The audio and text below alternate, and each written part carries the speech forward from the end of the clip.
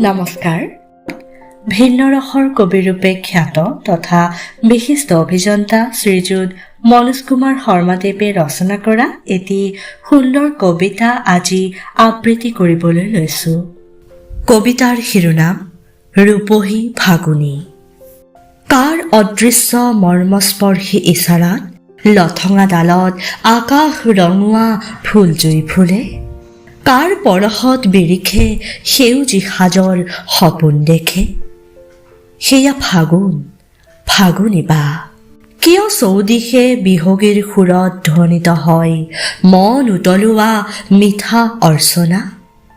যাৰ লহৰত প্ৰস্ফুটিত পুষ্পৰ ৰূপ ৰস গন্ধেৰে মণ্ডিত মনত জাগি উঠে মিলনৰ বাসনা, নৱ সৃষ্টিৰ তাৰণা। যেতিয়া ধূলিয়ৰী উৰণি সৰাপাতৰ খৰমৰণি ৰূপান্তৰ হয় একো একোটা হীৰামুকুতা সময় বালিৰ স্বপ্নত। এয়াই ফাগুন, খৰখোজৰ মহীয়সী ৰূপহী ফাগুনী। ধন্যবাদ।